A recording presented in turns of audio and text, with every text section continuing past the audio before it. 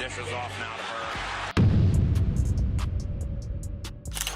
Here's Kareem, outlet to Worthy. Rambit.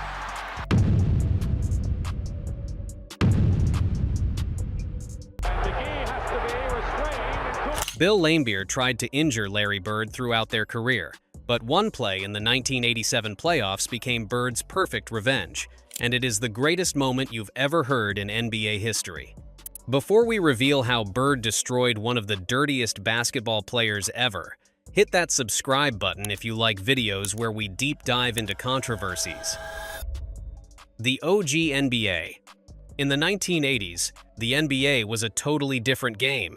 It was more fighting and wrestling than simple playing. There were hard fouls expected, and certain individuals would go as far as to punch the other players in the match, expecting their behavior to be forgiven and the opponent's confidence to be crushed. As there's been some hard hitting there, the shove by Shaquille O'Neal and Brian Hill. These players were willing to cross the line so far that it would even get them suspended for seasons in today's league. But even in that brutal era, one player stood out as uniquely hated. His name was Bill Laimbeer. He was from the Detroit Pistons. Just know that this guy was so hated that the legendary Charles Barkley once wrote a handwritten letter delivered to Laimbeer before a game. It simply read, "Dear Bill, F. You, sincerely, Charles Barkley." Tonight, Mahorn and the Sixers came into Detroit with good intentions, like winning the Atlantic Division. Bill Laimbeer, Charles Barkley. They make no secret of the fact that they don't like each other. What's crazy is that they got into a fistfight in that game. Robert Parish, who fought Laimbeer 3 years in a row, was once asked about him. His response was ice cold. He said, "I was always taught that if you can't say something nice about someone, then don't say anything at all. So I'm saying nothing at all." Look how serious his lines were. But nobody hated Bill Laimbeer more than Larry Bird himself. And in Game 5 of the 1987 Eastern Conference Finals, Bird would get revenge in the most spectacular way imaginable. It wasn't with fists, because that just wasn't the way Larry Bird used to take his revenge. Rather, it was with sheer skill and domination that broke down even the most powerful fist fighters of the NBA from back in the day. But before that, we must understand how we even get here, and why everyone hates Bill so much. Why people hated Laimbeer.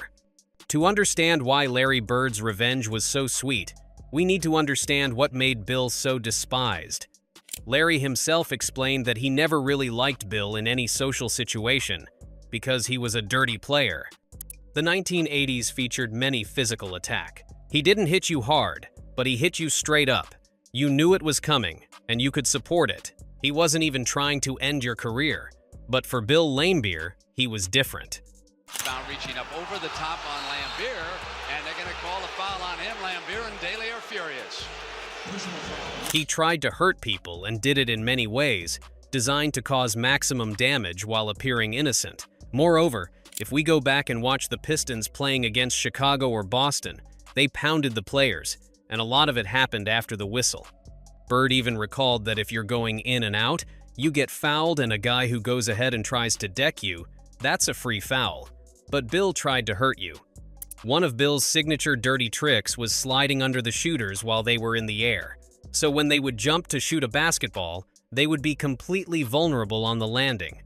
When someone puts their foot on where yours is supposed to land, you come down and twist your ankle. Or even worse, it might look like an accident, but it's all on purpose. Bird even said that he was one of the guys who would try to slide his foot underneath your ankle so you would twist your ankle. He even said that this is the main reason why Robert Parish, if we watch any of his old games, was always twisting his ankle against the Pistons. This was a planned assault that was basically designed to end the players' careers. Bill Laimbeer sure-handed normally. Brent, maybe the first contact since their altercation where Isaiah hurt himself. But here's where things get interesting. Bird was the one who experienced it firsthand. He explained that one time he shot a jumper, and Bill did it to him. And he stepped on his foot, but he stepped on it hard and twisted his ankle. But what happened next would show us exactly how Larry Bird was. After a quarter or two, it was Bill who was shooting a jumper, but then Larry slid his foot beneath his, which twisted his ankle, and it was the last time Bill Laimbeer ever shot this dirty trick on Larry Bird. Bird was one of those players who would fight fire with fire, but only to stop the dirty play. Bill, on the other hand, started it, repeated it, and never really stopped. When Michael Jordan called Bill Laimbeer the NBA's dirtiest player, Bill's response also revealed his true character. He said, "Michael Jordan may be good, outstanding basketball, but as an individual, down to earth, a heart person, who is he? Who cares about him? He is big in the world. All he does is play basketball." This response was basically dismissing one of the greatest basketball players of all time, and it shows how arrogant Bill really was. I mean, all he does is play basketball. In the world, he's this big. I mean, he may be up there because he has publicists and media and pumping him up, but as a individual, down-to-earth heart person, he has... I mean, who is he? Who cares about him? But that's not where everything was over, because the animosity between Larry Bird and Bill was just beginning. Building animosity. It all started during the 1986 season when the All-Star team was announced. Reporters asked Bird about the roster. Bill Laimbeer had been an All-Star the previous 3 years, but the Pistons center wasn't selected this time. There, Bird's response was quite savage. He told everyone that it's good. Now he wouldn't have to worry about him getting on the bus, saying hi to Larry and Bill, and Larry having to say, "F you, Bill." That summer, Bill revealed his own ritual. He said that he was the only one who came out first, and there's always a leprechaun out on the floor.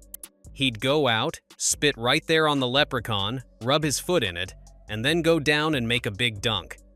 This disrespect was mutual in public, but it would get much worse when they met in the playoffs.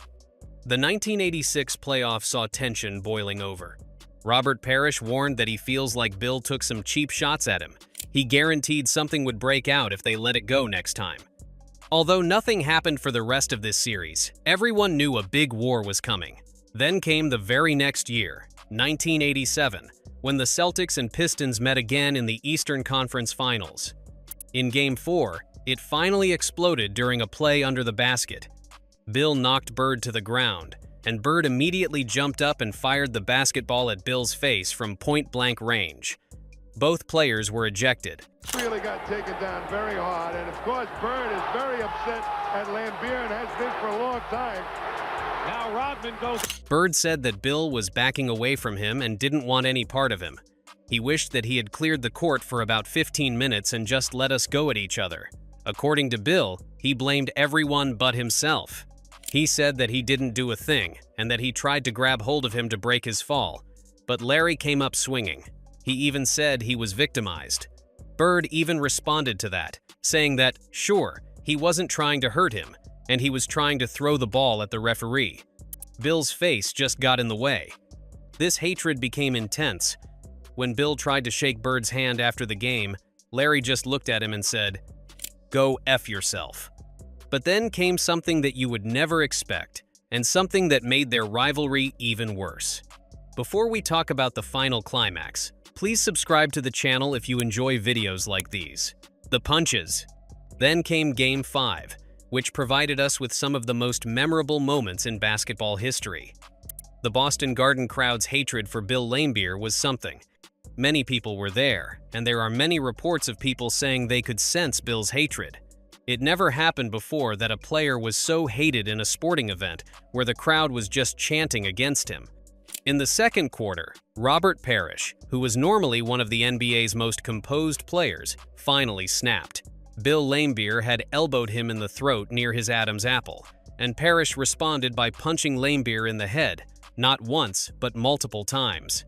By Parish, he can't get it to fall, and Parish takes Laimbeer to the ground. This was a flurry of punches that sent Bill to the ground. Even the announcer said without hesitation that he had it coming, which showed us how serious Laimbeer's elbow was. But the camera had missed it live. It happened 2 plays before, where the camera just got the part where Robert got mad, but nobody saw Laimbeer's elbow that hit him in the neck right by Adam's apple. All he did was react, because people are sick and tired of the guy with the baby face putting his hands up all the time. These are the words that were said by the commentator himself. This basically sums up the 1980s basketball world, where a flurry of punches resulted in no ejections, no technical fouls, and not even a foul. They just kept playing. Larry Bird called Robert Parish's act a good thing, the greatest play. Sometimes the best revenge is to not be like your enemies. And later in the game, Larry Bird would play the greatest game of his career. It was a moment of basketball genius that perfectly embodied his competitive greatness, while also delivering the ultimate humiliation to his enemy, in this case, Bill. The context matters here a lot. Both teams were exhausted already, and the Celtics had been to the finals in 1984, 85, and 86. They were quite beat up, playing hard and running on pure adrenaline, along with pride. Bird himself had gone out earlier with an ankle injury, which was bad enough to sideline most players, but he came back swinging and was ready to rumble. With 1:13 remaining, Detroit led by 3 points. Bird hit a corner jump shot to cut it to 1, then with 27 seconds left, Isaiah Thomas, one of the greatest clutch players in NBA history, hit a contested jump shot to put Detroit by 1. The Celtics called a timeout. Everyone in the building knew Bird would get the ball. Detroit designed its defense specifically to stop him, sending 5 defenders to swarm whichever side he went from. He'll take it to the hoop. You can bet. He's going to try to draw a foul. It's blocked. And Seasting hit it off. Bird took the ball to the hoop, but the shot was blocked. The ball went out of bounds in Detroit, and the Celtics ball, 5 seconds left, down 1. This is where things get interesting because Detroit should have called a timeout, as the announcer also recommended. They still had a timeout left, and they could have advanced the ball to the other end of the floor. However, they didn't call a timeout. Isaiah Thomas stood at the scorer's table with his hands up, asking for the ball. That's where Chuck Daly stood up by the bench with his hand raised to try to call a timeout, but the referees didn't even see it. Bird even grabbed the ball from the referee to inbound it. What happened next was a pure Larry Bird genius. He was moving right when he was inbounding the pass. When you look at it from a couple of different angles, he threw it right to Dennis Johnson on the move. Isaiah had his back turned to where Bird was making the pass, and when he turned, it was probably more shocking than anyone in the crowd and team. That's where we saw Bird's genius and Dennis Johnson's perfect execution. DJ caught the ball right at the baseline with his toes on the line. Isaiah was also standing on his tiptoes like a ballerina, and in his mind, he must have stood there for about 5 seconds because everything was going in slow motion. DJ got the ball, stayed inbounds on his toe, turned, and laid it in. The Celtics won by 1, and it was game over. The call, they're going to give the ball to Detroit. Bird steals it. Johnson, layup, Boston, 1 second left. Bird had a smirk on his face during that play, and he knew that the game was over. According to Isaiah, this is probably one of the most incredible plays that has ever happened against him, and that he has witnessed from an athletic standpoint. 2 people were in sync, and Bird was just playing every second. After the game, when Bill Laimbeer tried to shake Larry Bird's hand, Larry ignored it and walked straight past him without any acknowledgement. The Celtics won that series in 7 games, and Larry, without even trying, destroyed Laimbeer's game and his confidence. The hatred never diminished, even when the Celtics retired Larry Bird's jersey in 1993, 6 years after that famous play. When Larry Bird was asked what he'd say about Laimbeer, his response was, "This seems like a perfect night, except for the fact that Bill Laimbeer couldn't be here. We would have probably hung him up with my number." Did you think Larry should have shaken Bill's hand or not? Tell us in the comments below.